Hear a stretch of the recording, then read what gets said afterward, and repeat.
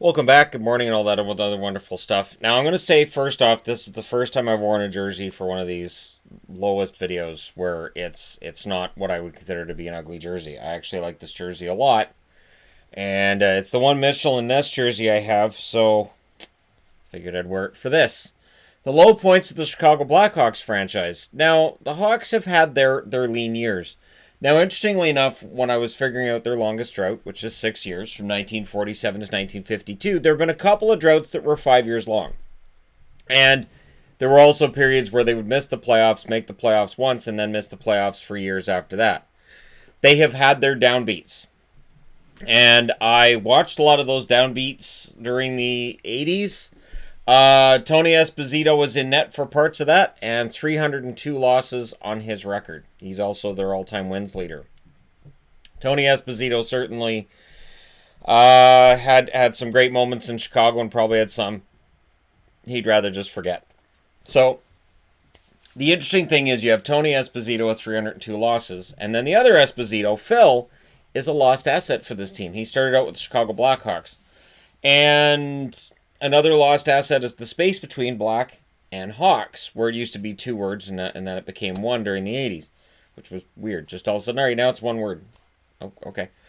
So yeah, Phil Esposito was a guy who started out with the Chicago Blackhawks, and then they moved him to Boston, and that probably was a whoops.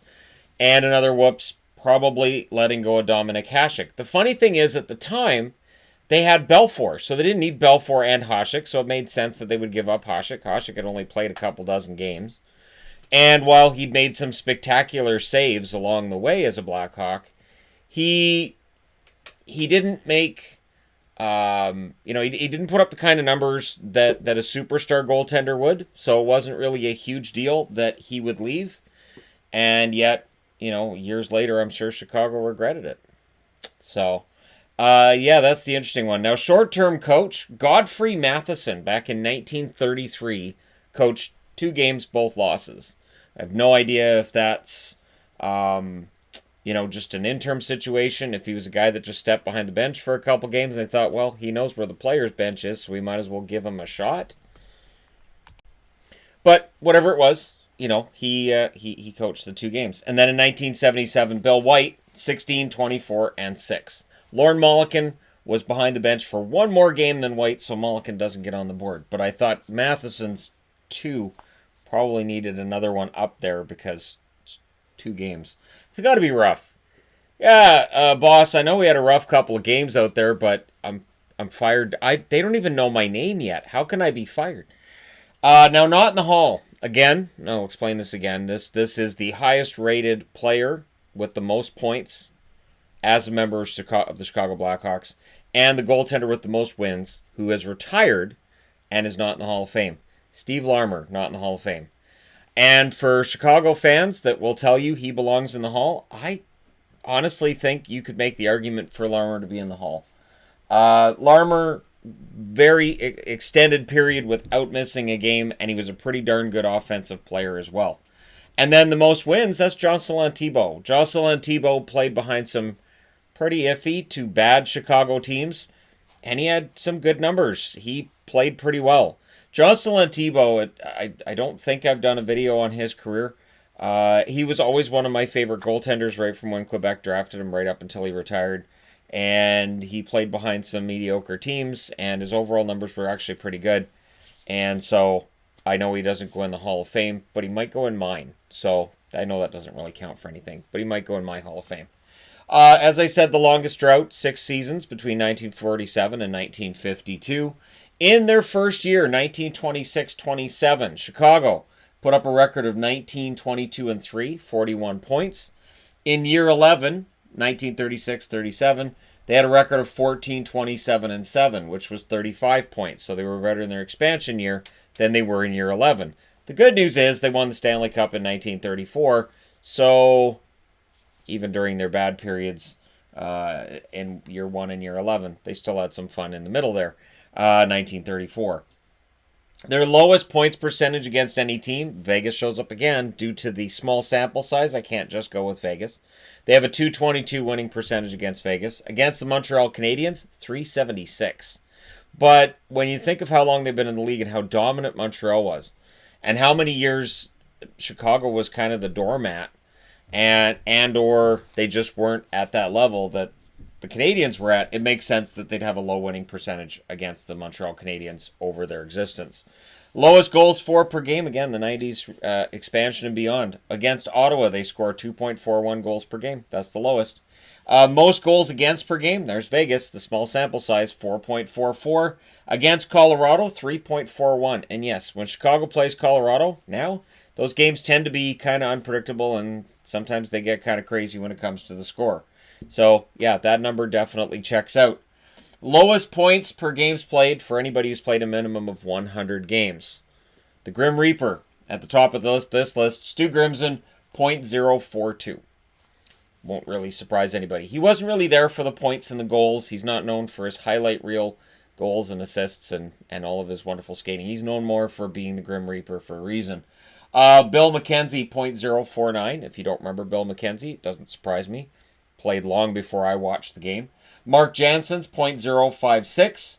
Ryan Vandenbush, .063, or Vandenbush. I heard it pronounced both ways. Marty Burke, .073, and Cam Russell, .075. It kind of surprises me Cam Russell's numbers that low, but again, some of these guys just aren't there for the point scoring. They're there for the ambiance that they provide through their other activities during the game. Lowest save percentage, minimum of 50 games played. And it is a shame they don't keep the numbers all the way back. Now, I know that on NHL.com and on their records, they are doing their best to make sure the records are as accurate as far back as possible. But when it comes to save percentage, among those that are listed, Jimmy Waite, lowest at .860. Jimmy Waite wasn't a bad goaltender. He just suffered from the goalie of the future curse. That's what I call it. It's a thing. And I'm sure that any team you cheer for, name that goalie of the future that the team or the media or the fans would hold up. Is this going to be the guy? And it just never happened. It just never quite happened. There's been numerous examples of that for Chicago, definitely for Toronto, for any original six team, any Canadian team as well. Alain Chevrier, .863 save percentage. Jacques Cloutier, .877. That's the second time we've seen him on the board. I'm pretty sure he was on the board for Buffalo as well. I thought Cloutier was a decent goalie. I may have to reevaluate. Murray Bannerman, .880 save percentage. That save percentage shows that in the 80s it's kind of skewed. Brett Bannerman was a good goaltender. So don't take that to mean he wasn't. Goalie with the best name. Now, Antti Niemi, Antti Ranta, they're the easy ones. They are the easy ones. I'm going to go off script a bit with this. Christian Soucy. Why? Because I'm going to get that name mixed up with Carson Soucy forever. And he played one game with the Hawks, and I don't know why I keep wanting to call Carson Soucy of the Minnesota Wild Christian Soucy, but it's right there. And I know I had a hockey card of his at some point, and so to me, they're so close, I will mix those two up forever, so I'm throwing it in this video here. And Steve Passmore. I seem to remember Don Cherry at some point saying that's an unfortunate name and having a laugh about it when they talked about Passmore being in net for the Hawks. And it was. I mean, in Dallas, we had Jiri Lehtinen, and I was like, or Kari Lehtinen, sorry. Jiri Lehtinen, I'm getting confused with. Kari Lehtinen, and that just sounded unfortunate. You don't want a goaltender with the name Lehtinen. You don't want a goaltender with the name Passmore. And it just, and his overall numbers weren't great. I mean, he's not on this list, but his overall numbers weren't great. So it didn't help. It didn't help that when you see the goaltender letting in goals, his name's Passmore. Chicago right now, they're on a bit of a downbeat, but they had the 3 Stanley Cups in the early 2010s, and it takes the sting out of what this team had been through over the 80s, 90s, early 2000s. There were a lot of downbeats along the way. I mean, these videos, it's basically just a surface look at the low points for each franchise. It's not really a deep dive and digging into all the numbers and the records and all that. But if I was to do that with the Hawks, you would see that, yes, they've had a very good decade. Yes, Kane and Taves have been great, and Keith and Crawford, and they've had this really great run. But prior to that, they had a lot of mediocre to just outright bad years. And they're an argument for the idea that you need to really bottom out before you bounce back. But they also had, in Bill Wirtz, they had some issues there. And then when Rocky Wirtz took over, it felt like the team kind of turned around. So yeah, for the Chicago Blackhawks, a team that right now looks like they, if we get the season going again, they probably miss the playoffs this year. They have a ways to go before they get to the 6 seasons out of the playoffs in a row. So I don't think they threaten that. And I look at the lost assets of Hasek and Esposito. I can't see them making mistakes like that again. Those two guys, both Hall of Famers. Esposito, one of the best goaltenders in hockey, or one of the best goal scorers in hockey history, and Hasek, one of the best goaltenders in hockey history. And both of them were Hawks at one point. So there you go. Let me know your thoughts in the comment section below as always. Don't forget to hit like and subscribe if you're browsing your way through. You just happened upon this video. And I would have picked another jersey for an ugly Chicago jersey. They don't really have an ugly Chicago jersey, though. They really don't have an outright ugly one.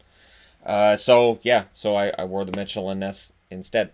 Thank you guys so much for all your support. Channel passed 138,000 while I was sleeping last night. Thank you guys so much for that. And if you haven't hit like and subscribe, by all means do so.